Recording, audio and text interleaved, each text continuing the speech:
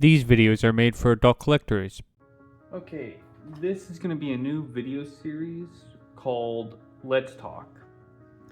And I think the best case for this series is to talk about the many issues that we had with the HasLab Omega Prime.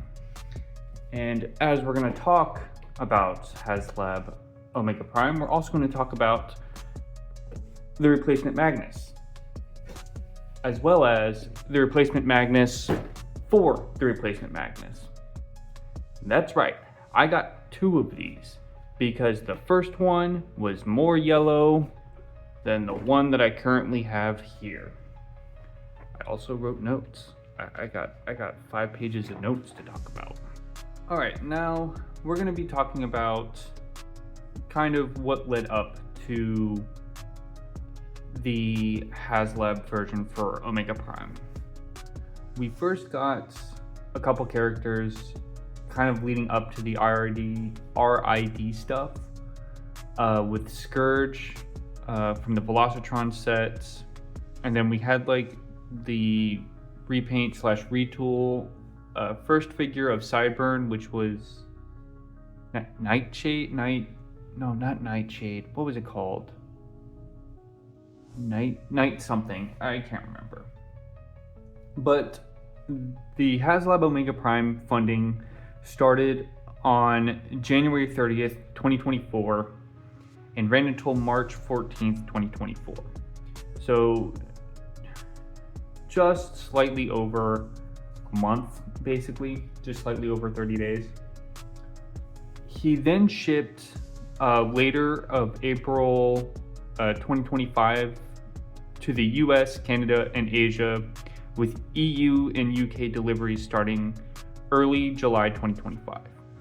However, there is some weird happenings where some people in, I believe it was New Zealand and Australia, were starting to get some figures in hand, and it was kind of weird because during the crowdfunding there was like little to no news about the figure until it was basically, at everyone's doorsteps. Like, there was no update like they did with Unicron. There was no like, oh, look how we're making the figure, isn't it cool, isn't it great, and stuff like that. Now let's talk about kind of the downfall of this figure and why it's kind of, how should we say, hated in a way.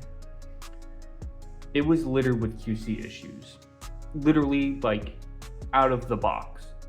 And out of the box, his whole abdomen would be cracked here, and just everywhere.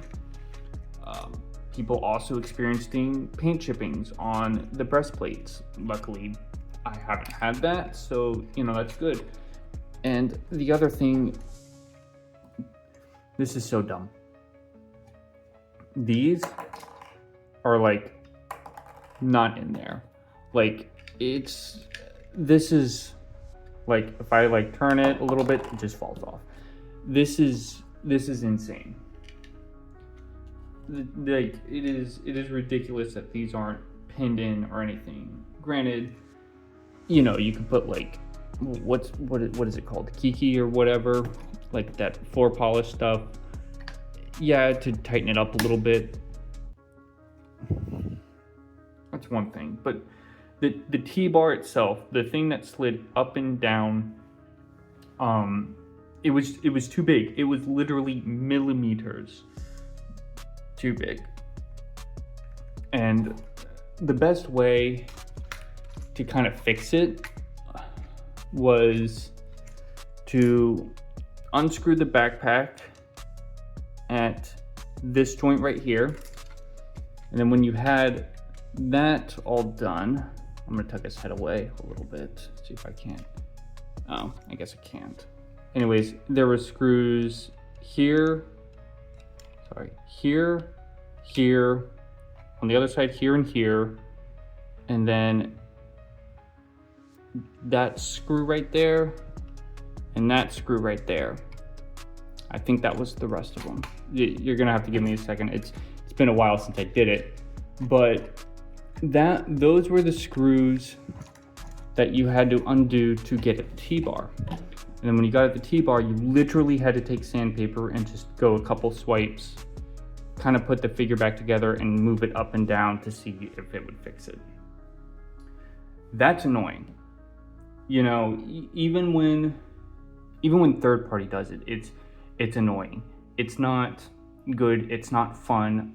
I hate having to fix a figure out of the box. Especially from a company like Hasbro. I mean, come on, this was insane. And so fixing the T-bar issue, the company kind of sort of addressed, but not really. People got replacements kind of right away. And then later on, Hasbro, semi-recently, as of this video going up, have been receiving new figures of him that are supposed to be new molded. However, there are people kind of needing to resand the upgraded figure's T-bar again, because it is still too big. And then there's a couple people who are experiencing the exact opposite. It's too loose. What? How do you go from far left to far right? Like, it's insane. But don't get me wrong, right? This is a good figure despite all the QC issues. Like, the joints are a lot tighter than the other one, making the super mode kind of a lot better. The transformation is slightly different, causing it to have like beefier shoulders, like that extending out is like awesome. You know, there's just a few things about it that actually do make it a really good figure and like really excellent. Now we're gonna talk about Ultra Magnus, but we're gonna do this opposite. We're gonna talk about the good things first, like the transformation. The transformation with him is so much better than the original. It makes it honestly more enjoyable, in my opinion, and it makes for a better looking Ultra Magnus, and he's not all leg. I mean, he is still all leg, but you know, not as bad as the other one. So now on to the bad part. This was yellow, and I don't know if you can see it, but this is white, this is yellow. Oh yeah, it is coming up on camera kind of nicely. This is obviously more yellow. Now, I got sent a replacement Magnus, right? And you will notice he is pretty much straight out of the box. That is because this figure, this is all yellow. This is not white whatsoever. And he is just far more yellowed than the other one is. And like, to the point to where it's kind of just sad. And I'm just gonna take the cap off. I don't know if you can see here, but like, this whole section up here is just yellow. This is all yellowed. This is all yellowed, like pretty badly yellowed. With him, it really is just this part and a little bit over here. Not bad. But this was like crazy yellowed compared. Like, I was more disappointed in this than the whole figure itself. Like, he was just slightly yellowed. Now, luckily, with kind of the reissuing of Optimus Prime and stuff like that, Hasbro was nice enough to send me another one after I bitched, moaned, and complained about this one being more yellow than him. I now have another Ultra Magnus. Now, he, however, is... Oh wow, it actually looks more yellow. Oh no, did it fuck up? Oh no, am I gonna be mad? we're gonna assume it's supposed to look like this so I don't get angry. But I did notice on him that the forearms are a lot more white. And I'm going to show that here. Now, as you can see here, turn it upside down. This is vibrantly more pearl. Like, vibrantly better than the other ones. Like, you can tell the yellowing is up here. I don't know how well it's coming across on camera. You can kind of tell how this looks more white than this. Well, it's shadowed. Hold on. Yeah. See? Like, I can tell that this is starting to yellow than this one, even though the camera isn't really picking it up. If I can get a UV,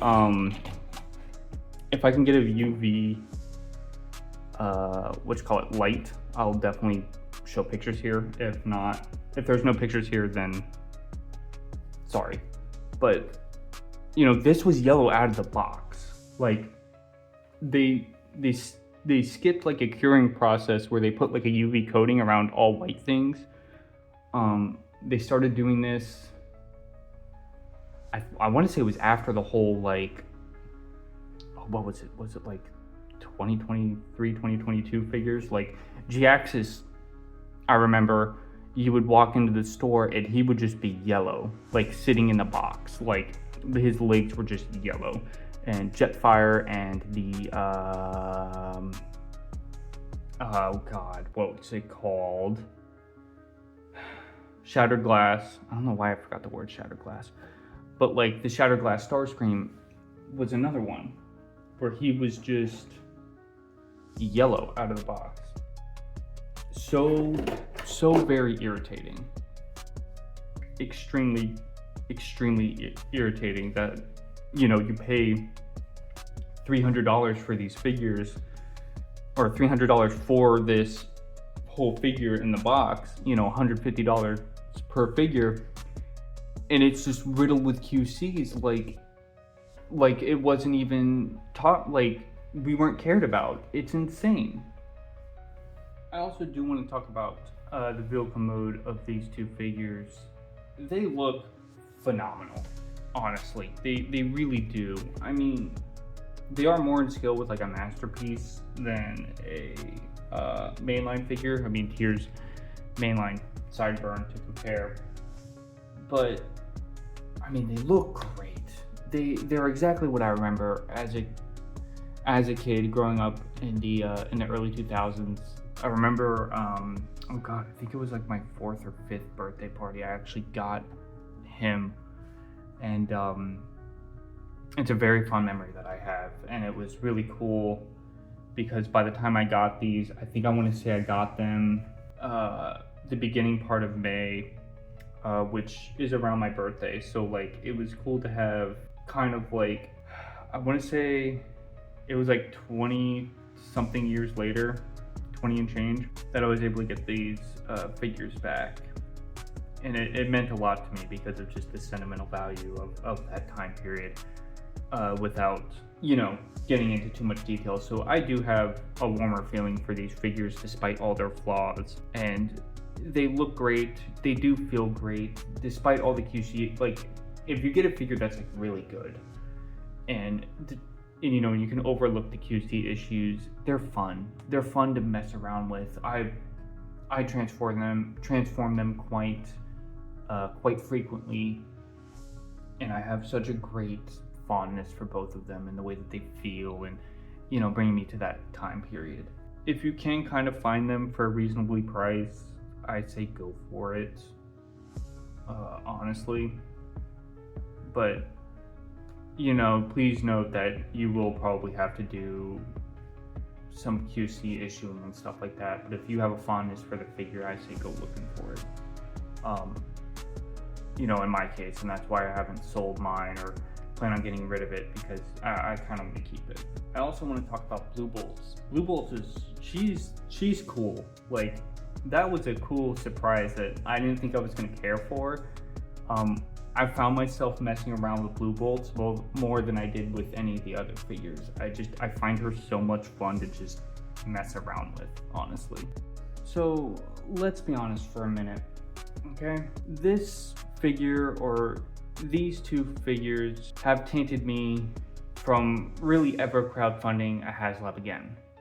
Between the lack of communication that is supposed to be provided, was not there, like in their previous ones, like with Unicron, and then the figure just coming basically with just so much QC issues that I feel like I overpaid for this shitty mainline figure. Like, it just was such a horrible feeling. And then the lack of communication when dealing with getting a replacement. I mean, I constantly, every time I emailed or called, I just got the, corporate response of, "Thank you, customer name here. Your replacement is coming in the order received." More corporate jargon BS. And honestly, we still haven't even gotten that fan mode video of the two of them fully combining that we were promised when he was first announced. This figure has been such a dead in the water that, in my opinion, just ruined HasLab for me. I mean, Leo Kaiser better be the best figure they have ever released, or I don't see HasLab continuing. Granted, that's my opinion, but and again, in my opinion, the Unicron was just a shell former. It was just not good in my opinion. That's me. Everyone loves it. It's huge. It's great. The plan mode is fantastic, but it's just a giant shell. The whole thing is on its back. It's ridiculous. This figure was great and fun. I loved it. I personally can't recommend it enough. However, the QCs relating to it, I don't know. Like, I know I said previous that I said, go find it if you can.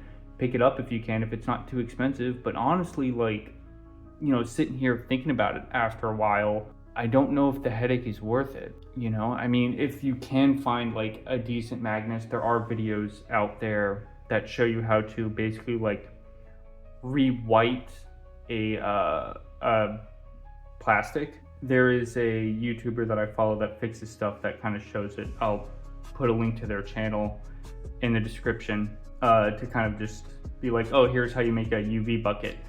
It won't fix the problem. You'll probably have to do it again a little bit down the road, but at least it makes it more white, unless you can find UV protectant stuff. I don't know where you can find that. I do hope that we get more RID figures. I mean, look at these guys. They look great. I mean, granted, Optimus Prime and Ultra Magnus seem a little tall, or what's his face, Sideburn is a little short. Whichever one it is, I don't really know at this point. Actually, I think just Sideburn is short. I don't know. I can't continue supporting HasLab. I'm gonna have to wait to see what Leo Kaiser is gonna look like, and then I'll make opinion from that. But I didn't order it. I couldn't. There was just no way, because this was my first crowdfunding. So to me, I'm not going to be a returning customer. Leo Kaiser has to be have no QC issues, honestly, for me to even think about coming back to a crowdfunded HasLab. This has been probably the worst figure I've ever owned. With all the QC issues. Actually, no, that's not true. That's not true. XTB Cup is kind of up there with the QC issues and being the worst figure I own. Even though I have the version 2 of it, I'm terrified to transform that thing. It's awful. But I mean, that's a third party. This is the Transformer company. Honestly, the fact that they released this is kind of upsetting. But that's been the Let's Talk of Omega Prime.